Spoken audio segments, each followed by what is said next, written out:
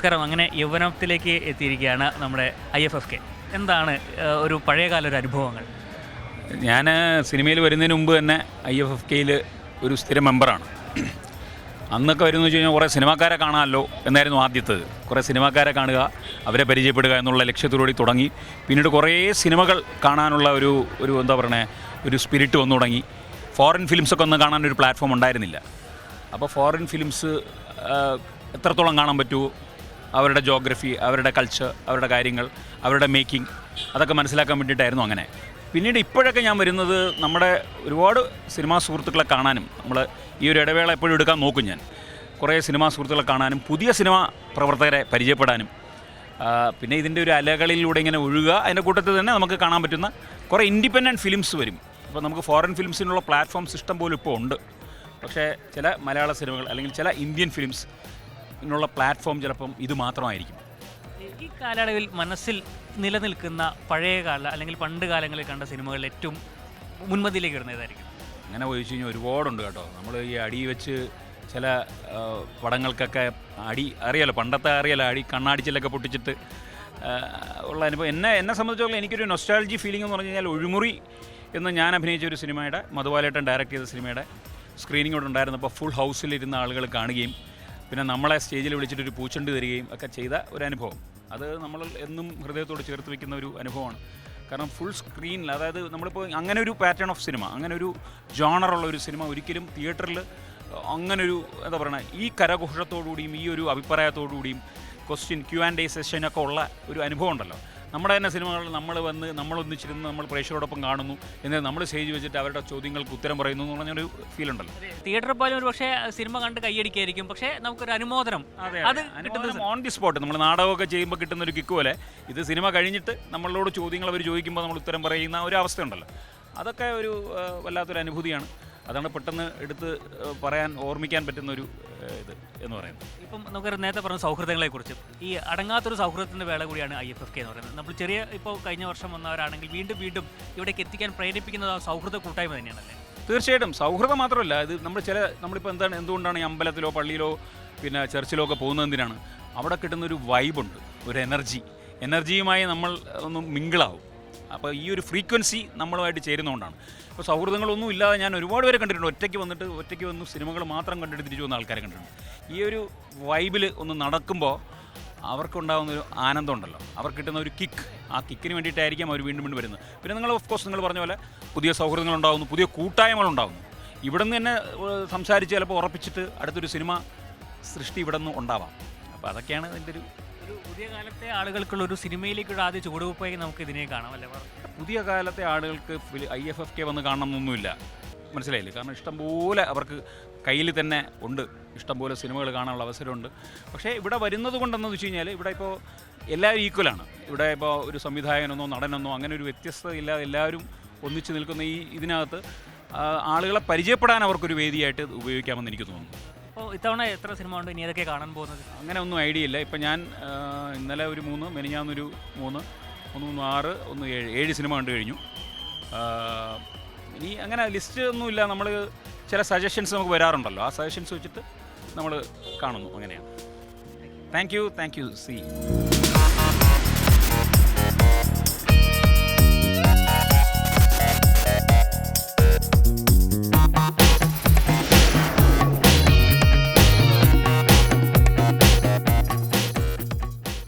ഒരു അതിഥി കൂടി മലയാളം ന്യൂസിനൊപ്പം ചേരുകയാണ്.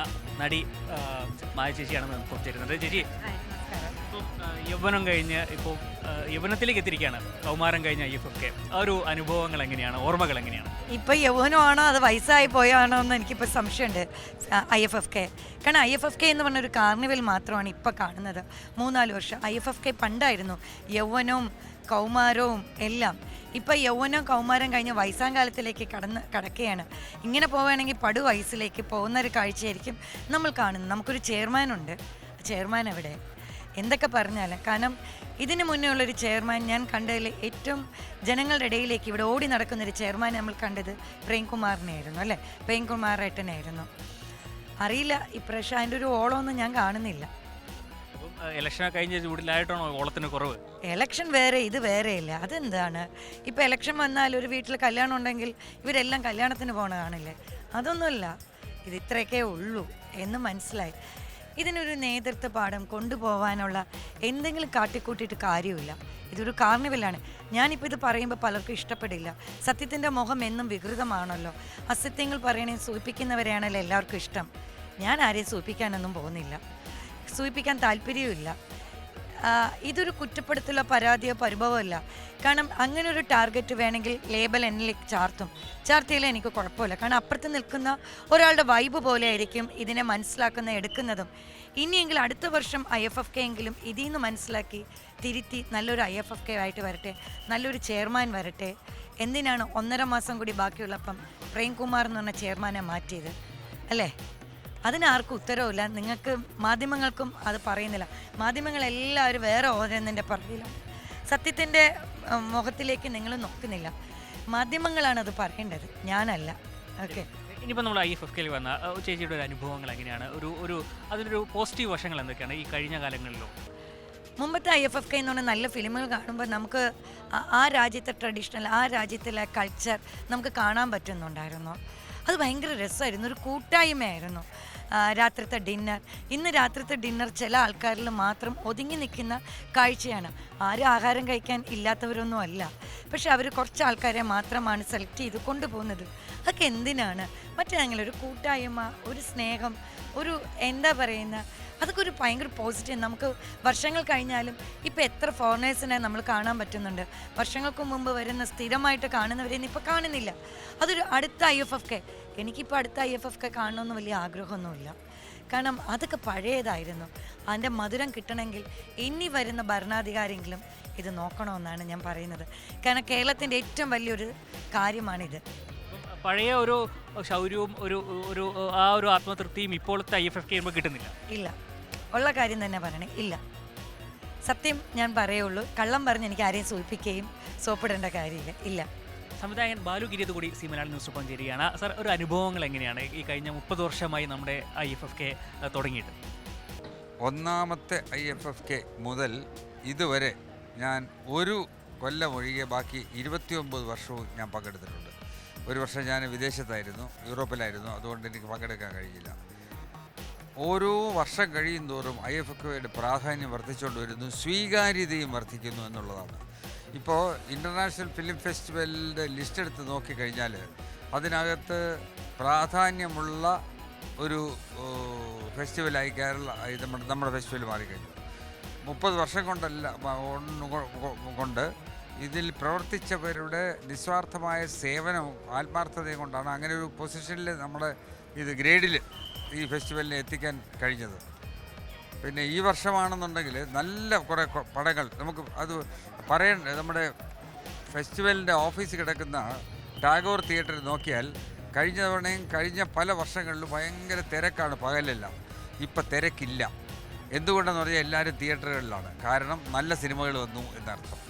പിന്നെ കഴിഞ്ഞ വർഷം വളരെ ഡിസിപ്ലിൻഡായിട്ട് വളരെ ഒരു ഇതാണ് പുരോഗമനപരമായ ഒരു ജനകീയമായ ഒരു ഫെസ്റ്റിവൽ ആയിരുന്നു. അത് ഞാൻ നമ്മുടെ പ്രേംകുമാറിനെ അഭിനന്ദിക്കുന്നു. അദ്ദേഹത്തിൻ്റെ ഏകദേശം അതുപോലെ തന്നെയാണ് ഇത്തവണയും കൊണ്ടുപോകുന്നത്. നമ്മുടെ സെക്രട്ടറി പിന്നെ ഫെസ്റ്റിവൽ ചലച്ചിത്ര അക്കാദമിയുടെ സെക്രട്ടറി ഒക്കെ വളരെ ആത്മാർത്ഥം സിൻസിയറായിട്ടുമാണ് വർക്ക് ചെയ്യുന്നത്. അതുപോലെ കുക്കു പരമേശ്വരൻ വൈസ് ചെയർപേഴ്സൺ, പിന്നെ മറ്റ് ഭാരവാഹികൾ എല്ലാവരും ഡെഡിക്കേറ്റഡ് ആയിട്ടാണ് വർക്ക് ചെയ്യുന്നത്.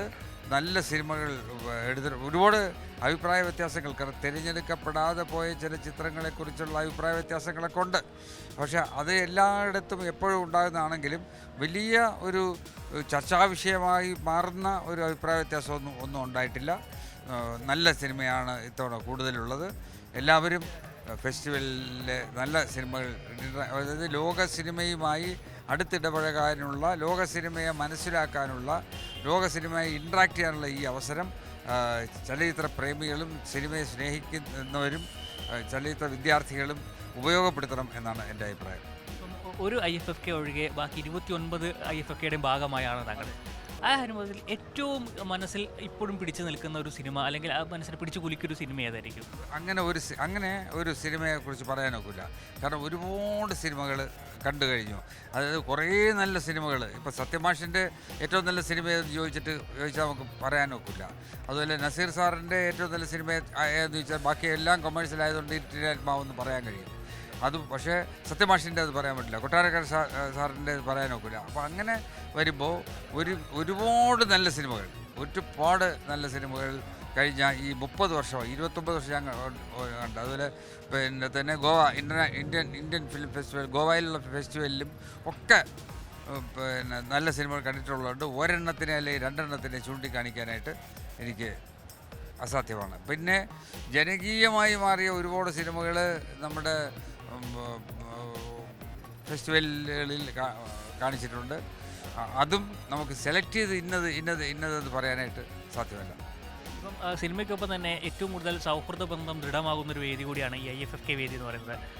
സാറിനൊരു ആ സൗഹൃദ വലയങ്ങൾ എങ്ങനെയാണ്? സിനിമയിൽ സൗഹൃദം എന്ന വാക്ക് ഉപയോഗിച്ചത് തന്നെ തെറ്റെന്നാണ് എൻ്റെ അഭിപ്രായം. കാരണം ആർക്കും ആരോടും സൗഹൃദമില്ല. അതാണ് സിനിമ പറഞ്ഞിട്ട് കാര്യമില്ല. അത് ഈ രംഗത്ത് മറ്റേത് കലാരംഗത്തെക്കാളും പിന്നെ അങ്ങോട്ടും ഇങ്ങോട്ടും അകത്ത് കത്തിയും പുറത്ത് എന്ന് പറയുന്ന ഒരു രീതിയാണുള്ളത്. എല്ലാവരും രക്ഷപ്പെടാനുള്ള ശ്രമത്തിനിടയിൽ എല്ലാവരും നോട്ട് ചെയ്യപ്പെടാനുള്ള ഒരു അവസരത്തിന് വേണ്ടി കാത്തിരിക്കുന്നതിനിടയിൽ ആർക്കും ആരോടും ഒരു മമതയോ സ്നേഹമോ ഒന്നുമില്ല എന്നാണ് എൻ്റെ ഈ ഫീൽഡിൽ ചരിത്ര രംഗത്ത് എന്നാണ് എൻ്റെ അഭിപ്രായം. അതേസമയം തന്നെ ഈ കാണാൻ വരുന്നവർക്കിടയിൽ സൗഹൃദമുണ്ട്. എല്ലാ വർഷവും കാണാമെന്ന ഒരു വാക്ക് നൽകിയാണ് പലരും ഇവിടുന്ന് മടങ്ങുന്നത്. അത് സിനിമാക്കാരല്ല, അതായത് സിനിമ കൊണ്ട് ഉപജീവനമാർഗം നടത്തുന്നവരല്ല, സിനിമയെ സ്നേഹിക്കുന്നവർ, സിനിമ കാണണമെന്ന് ആഗ്രഹിക്കുന്നവർ, സിനിമയിലെ വിദ്യാർത്ഥികൾ അവർക്കൊന്നും ഈ ഇങ്ങനെയുള്ള പിന്നെ കാര്യങ്ങളൊന്നും ഇല്ല. അവർ വളരെ ഫ്രീ ആയിട്ട് ചിന്തിക്കുന്ന ആൾക്കാരാണ്. അത് യുവതലമുറയാണ്. അത്തരത്തിലുള്ള ഒരു തലമുറ വളർന്ന് വന്ന് ചലച്ചിത്ര രംഗത്തും ആ ഒരു എന്താണ് മത്സരബുദ്ധി, നന്മയുള്ള മത്സരബുദ്ധി ഉണ്ടാകട്ടെ എന്നാണ് പ്രാർത്ഥന.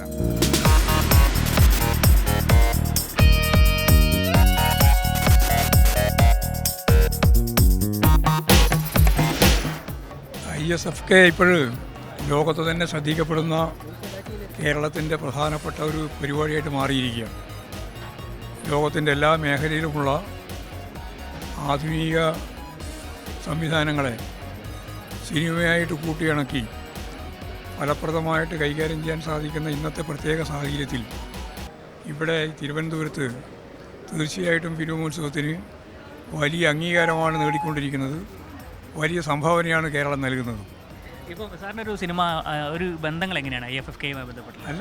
നല്ല ബന്ധമാണ്. എല്ലാ കൊല്ലവും ഞാൻ വരാറുണ്ട്. സൗഹൃദങ്ങളും ഉണ്ട് നല്ലപോലെ. എല്ലാവരും ഇവരെല്ലാം മിസ്സിനെ പോലുള്ള ആളുകളൊക്കെ വരികയാണ്. അതുപോലെ തന്നെ ഏറ്റവും വലിയ ലോകത്തെമ്പാടുമുള്ള സംവിധായകന്മാരിൽ ഏറ്റവും പ്രമുഖരായവർ ഇവിടെ എത്തിച്ചേരുകയാണ്. അവരെല്ലാം കാണുക, അവരെക്കൂടെ സംസാരിക്കുക. ഇപ്പോൾ ലൈഫ് ടൈം അച്ചീവ്മെൻ്റ് നേടിയിട്ട് അവരെന്നോട് പറഞ്ഞത്, ഞാനിപ്പോഴും ഇവിടെ വരുന്നതിന് തൊട്ട് മുമ്പ് ഒരു സിനിമ സംവിധാനം ചെയ്ത് അവതരിപ്പിച്ച് വരികയാണെന്നാണ് പറഞ്ഞത്. വളരെ പ്രത്യേകതയുള്ള ഒരു പുതിയ സിനിമയാണെന്നാണ് പറഞ്ഞത്. വളരെ ടഫായിട്ടുള്ള ഒരു സിനിമ. അതാണിപ്പോൾ എന്നോട് പറഞ്ഞത്.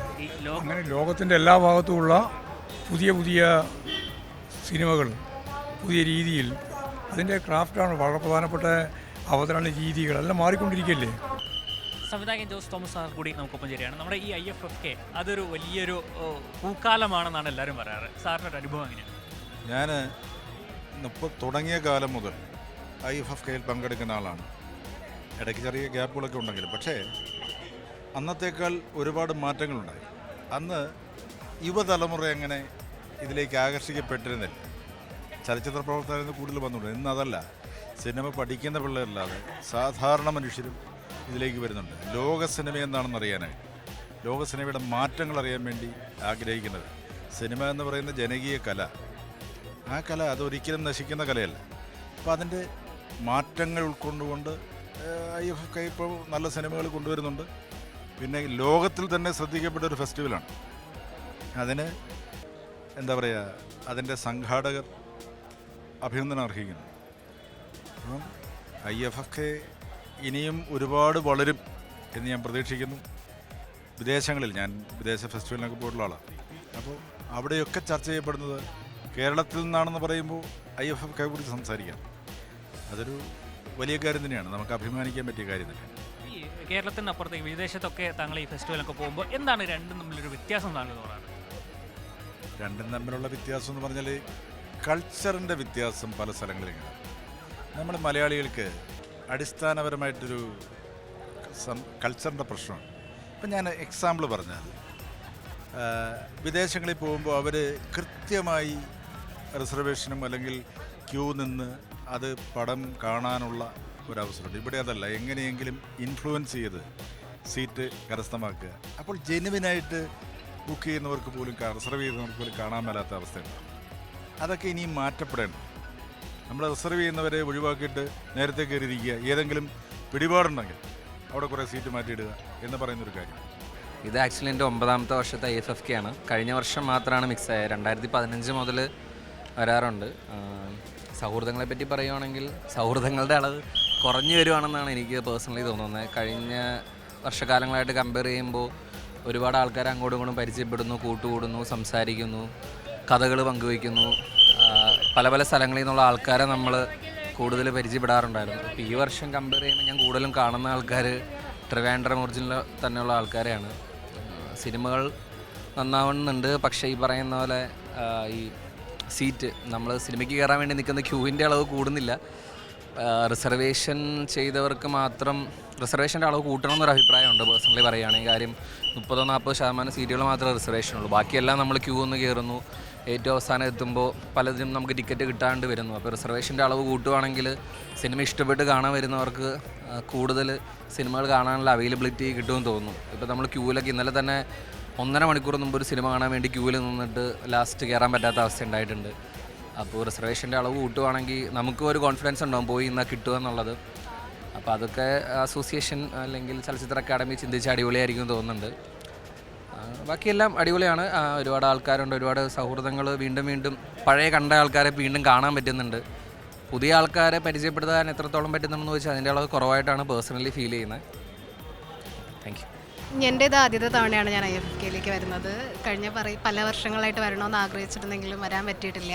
ഇപ്പോൾ ഒരു മീഡിയ ഫീൽഡിൽ നമ്മൾ നിൽക്കുന്ന സമയത്ത് തീർച്ചയായിട്ടും അറ്റൻഡ് ചെയ്യേണ്ട ഒരു ഇവൻ്റാണ്.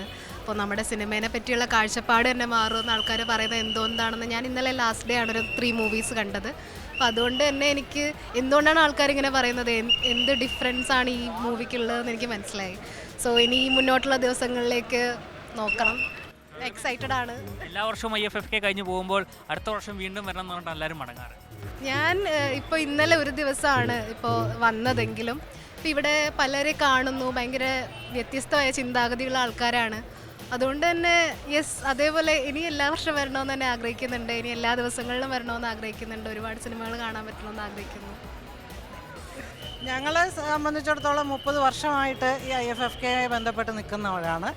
ആദ്യത്തെ ഇൻ്റർനാഷണൽ ഫിലിം ഫെസ്റ്റിവൽ എന്ന് പറയുന്നത് എനിക്ക് വ്യക്തിപരമായി സന്തോഷമുള്ളൊരു കാര്യം, എൻ്റെ അച്ഛൻ P. ഗോവിന്ദപിള്ളയാണ് ഇത് ആരംഭിച്ചത് എന്നുള്ളതാണ്. PG ഇവിടെ KSFDC ചെയർമാൻ ആയിരുന്നപ്പോഴാണ് ആദ്യമായിട്ട് ഇൻ്റർനാഷണൽ ഫിലിം ഫെസ്റ്റിവൽ തുടങ്ങിയത്. അതുകൊണ്ട് തന്നെ എനിക്ക് വ്യക്തിപരമായി ഇതിനോട് വൈകാരികമായ ഒരടുപ്പമുണ്ട്.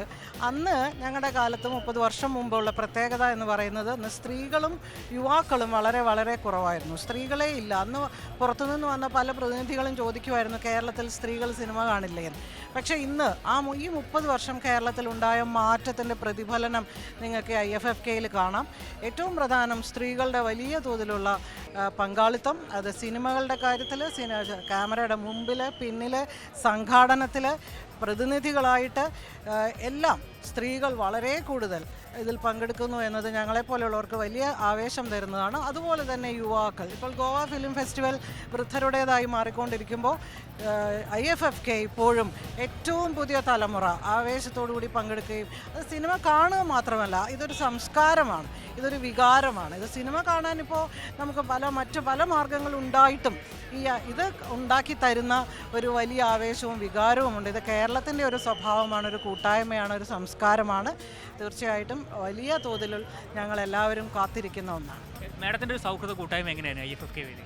സൗഹൃദ കൂട്ടായ്മ നമ്മളെല്ലാ വർഷങ്ങളിലും ഈ ഫെസ്റ്റിവലിന് കാണാം എന്ന് പറഞ്ഞ് കാണുന്ന വലിയ കൂട്ടുകാർ ഒരുപാടുണ്ട്. നമ്മുടെയൊക്കെ ഒപ്പം പഠിച്ചവരും ജോലി ചെയ്തവരുമൊക്കെ കേരളത്തിന് പുറത്തു നിന്നും ധാരാളം പേർ ഫെസ്റ്റിവലിന് വരും. അത് ഞങ്ങളുടെ ഒരു ആഘോഷ വേദിയാണ്. ഒപ്പം ചില സമയത്ത് പ്രതിഷേധങ്ങൾക്കൊരു വേദിയാവാറുണ്ടല്ലേ? തീർച്ചയായിട്ടും ഇത് സാംസ്കാരികമായിട്ടുള്ള ഒരുപാട് പ്രതിരോധങ്ങളും പ്രതിഷേധങ്ങളും IFFK വേദി ഉപയോഗപ്പെടുത്തിയിട്ടുണ്ട്.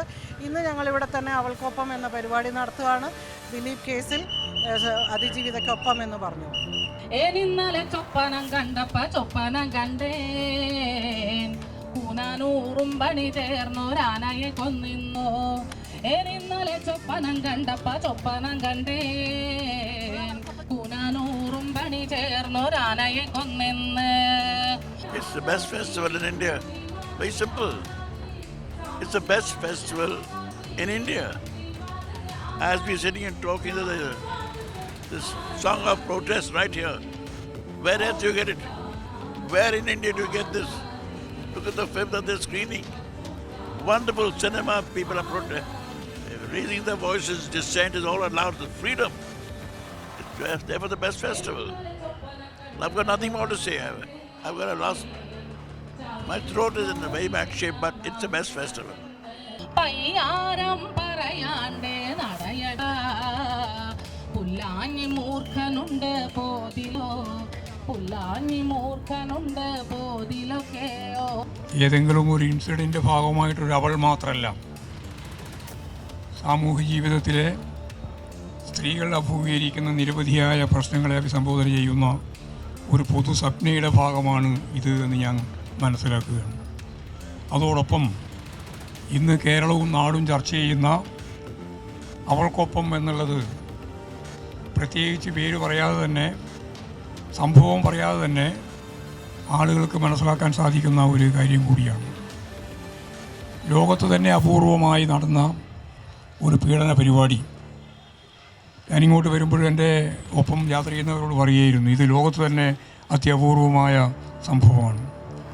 ആ സംഭവത്തിൻ്റെ പിന്നിൽ ഗൂഢാലോചന നടത്തിയവരാരെ കൃത്യമായിട്ട് പറയാനും കൃത്യമായിട്ട് നിയമത്തിൻ്റെ മുമ്പിൽ കൊണ്ടുവന്ന് ശിക്ഷിക്കാനും നമുക്കിതേവരെ പൂർണ്ണമായി സാധിച്ചില്ല എന്നുള്ളത് നമ്മൾ അഭിമുഖീകരിക്കുന്ന ഒരു ദുരന്തമാണ്. ഏതറ്റം വരെയും പോയി ഈ ഗൂഢാലോചന നടത്തിയവരെ നിയമത്തിൻ്റെ മുമ്പിൽ കൊണ്ടുവന്ന് ശിക്ഷിക്കുക എന്നുള്ളത് ഈ കേരളത്തിലെ ഓരോരുത്തരുടെയും ഏറ്റവും പ്രധാനപ്പെട്ട ചുമതലയാണ്. പ്രത്യേകിച്ച് സ്ത്രീകളുടെ പ്രത്യേക ചുമതല കൂടിയാണ്. അതുകൊണ്ട് അവൾക്കൊപ്പം എന്ന പരിപാടി ഇവിടെ ഇതിൻ്റെ ഭാഗമായി, ഫിലിമോത്സവത്തിൻ്റെ ഭാഗമായി സംഘടിപ്പിക്കാൻ മുൻകൈയെടുത്ത എല്ലാവരെയും ഞാൻ അഭിനന്ദിക്കുകയാണ്. കേരളത്തെ സംബന്ധിച്ചിടത്തോളം സ്ത്രീ സമത്വത്തിനു വേണ്ടിയുള്ള ഏറ്റവും ശക്തമത്തായ ആശയ അടിത്തറയുള്ളൊരു നാട്. ആ നാട്ടിൽ നമുക്ക് ഫലപ്രദമായി സ്ത്രീകളും പുരുഷന്മാരും എല്ലാം ചേർന്നുകൊണ്ട്, ഇത് സ്ത്രീകളുടെ മാത്രം ഒരു പ്രശ്നമായിട്ടല്ല, സമൂഹത്തിൻ്റെ മൊത്തം പ്രശ്നം എന്ന രീതിയിൽ നമുക്ക് സ്ത്രീ സുരക്ഷ ഏറ്റവും പ്രധാനപ്പെട്ട അജണ്ടയായും ഏറ്റവും പ്രധാനപ്പെട്ട നമ്മുടെ ചുമതലയായും കണ്ടുകൊണ്ട് നമുക്കെല്ലാം ഒത്തൊരുമിച്ച് മുമ്പോട്ടേക്ക് പോകാനാവണം. അവൾക്കൊപ്പം എന്ന ഈ പരിപാടി തീർച്ചയായും ഞാൻ നേരത്തെ പറഞ്ഞതുപോലെ സൂചന നൽകുന്ന കാര്യത്തോടൊപ്പം ഈ പൊതു സ്വപ്നയുടെ ഭാഗമായിട്ട് സ്ത്രീ സമൂഹത്തിന് വേണ്ടിയുള്ള എല്ലാ അർത്ഥത്തിലുമുള്ള പ്രവർത്തനങ്ങളിൽ പുരുഷന്മാരും സ്ത്രീകളും എല്ലാം ചേർന്ന് ഒരു പുതിയ, ഇവിടെ മുഴക്കിയ മുദ്രാവാക്യം പോലെ, ഒരു പുതിയ നാടിനു വേണ്ടിയുള്ള പോരാട്ടത്തിൻ്റെ ഒപ്പം തന്നെയാണ് നമ്മൾ ഈ അവൾക്കൊപ്പം എന്ന പരിപാടിയും കൂടി കാണേണ്ടത്. അതിന് മുൻകൈയെടുത്ത് വന്ന ഇവിടെ എല്ലാവരെയും, പങ്കെടുത്ത എല്ലാവരെയും അഭിവാദ്യം ചെയ്തുകൊണ്ട് ഒന്നുകൂടി അവൾക്കൊപ്പം എന്ന പരിപാടി നമ്മുടെ എല്ലാം തന്നെ മുദ്രാവാക്യമായിട്ട് മാറ്റി ഒരു പുതിയ നാളേക്ക് വേണ്ടിയുള്ള പ്രവർത്തനത്തിൽ വീടുവെപ്പായിട്ട് ഇതിനെ മാറ്റാനാവുമെന്നുള്ള പ്രതീക്ഷയോടുകൂടി ഞാൻ എൻ്റെ വാക്കുകൾ ഉപസംഹരിക്കുകയാണ്.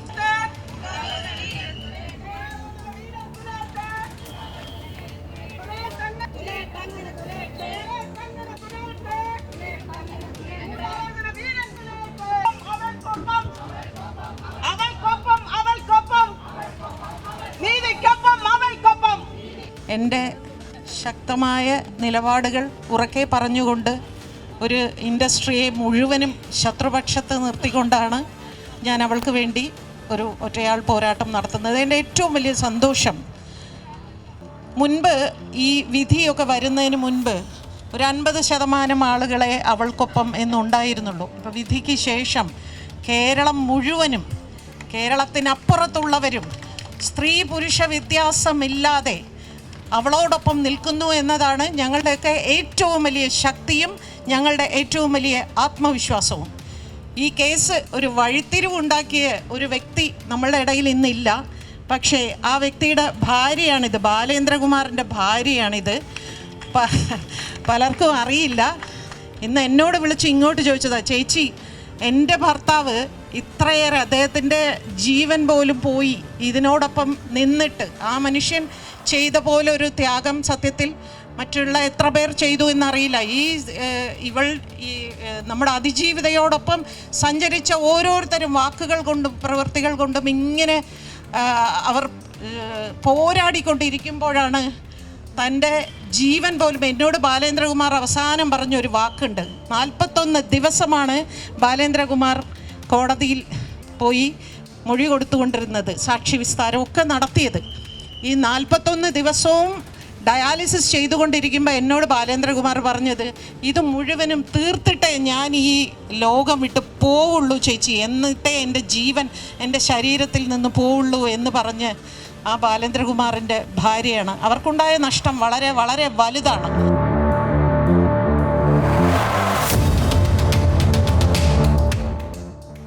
അവർക്ക് ഈ കോടതിയിൽ നിന്ന് നീതി ലഭിക്കില്ല എന്ന് പറഞ്ഞു. അത് തന്നെയാണ് ഇപ്പോൾ സംഭവിച്ചിരിക്കുന്നത്.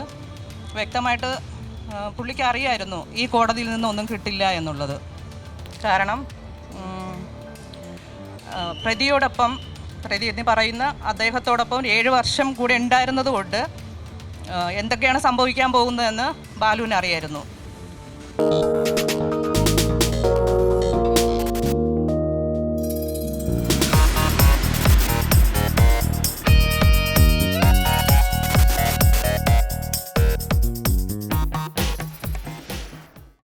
ഏറ്റവും പുതിയ വാർത്തകളും വിശേഷങ്ങളും വിരൽ തുമ്പിലറിയാൻ സീ മലയാളം ന്യൂസ് എല്ലാ ഡിജിറ്റൽ പ്ലാറ്റ്ഫോമുകളിലും ലഭ്യം.